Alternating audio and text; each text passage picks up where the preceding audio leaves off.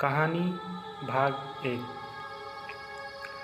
इस कहानी को पढ़कर सारी जिंदगी की टेंशन खत्म हो जाएगी। बस धैर्य और शांति से पढ़ें। जीवन का अनमोल पल धैर्य सहनशीलता जीवन का निष्कर्ष है। एक व्यक्ति काफ़ी दिनों से चिंतित चल रहा था, जिसके कारण वह काफ़ी चिड़चिड़ा तथा तनाव में रहने लगा था। वह इस बात से परेशान था कि किसी घर सारे खर्चे उसी को उठाने पड़ते थे। पूरे परिवार की जिम्मेदारी उसी के ऊपर थी। किसी न किसी रिश्तेदार का उसके यहाँ आना जाना लगा ही रहता था। इसी बातों को सोच सोच कर वह काफ़ी परेशान रहता था तथा बच्चों को अक्सर डांट देता था तथा अपनी पत्नी से भी ज़्यादातर उसका किसी न किसी बात पर झगड़ा चलता रहता था। एक दिन उसका बेटा उसके पास आया और बोला, पिताजी मेरा स्कूल का होमवर्क करा दीजिए। वह व्यक्ति पहले से ही तनाव में था, तो उसने बेटे को डांट कर भगा दिया। लेकिन जब वह बेटे के पास गया तो देखा कि बेटा सोया हुआ है और उसने कापी लेकर देखी और जैसे ही उसने कापी नीचे रखनी चाहिए उसकी नज़र होमवर्क के टाइटल पर पड़ी। होमवर्क का टाइटल था कि वे चीज़ें जो हमें शुरू में अच्छी नहीं लगती लेकिन बाद में वे अच्छी ही होती हैं।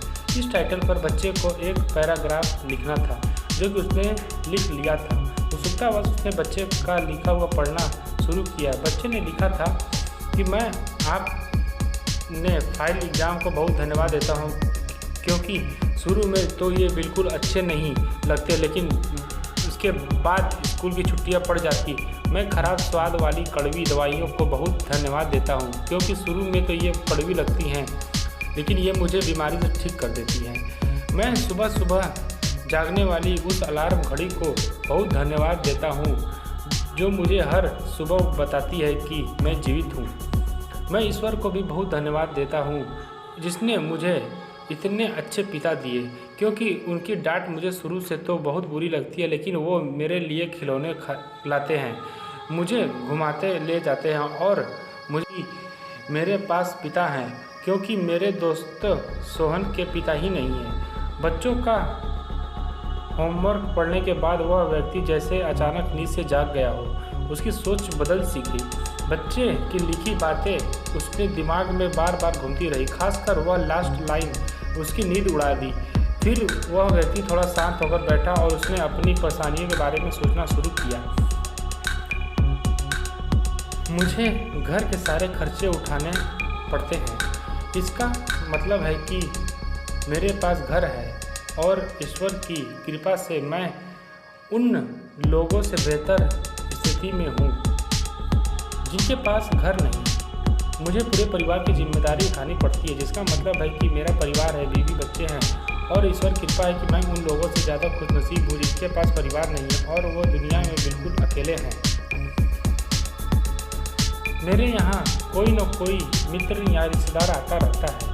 इसका मतलब है कि मेरी एक सामाजिक हैसियत है और मेरे पास मेरे सुख दुख में साथ देने वाले लोग हैं।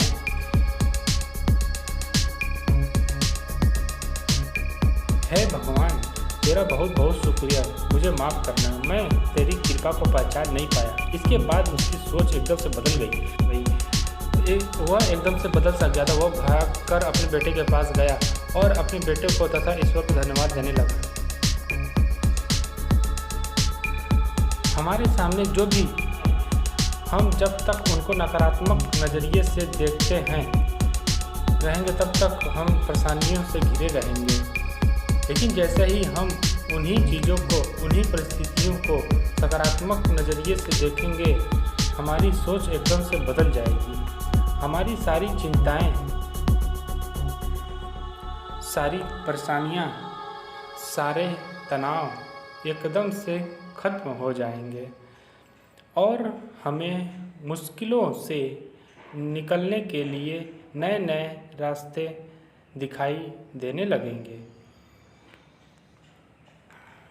इसका सुविचार है, अगर आपको बात अच्छी लगे तो उसका अनुकरण करके ज़िंदगी को खुशहाल बनाइए। धन्यवाद।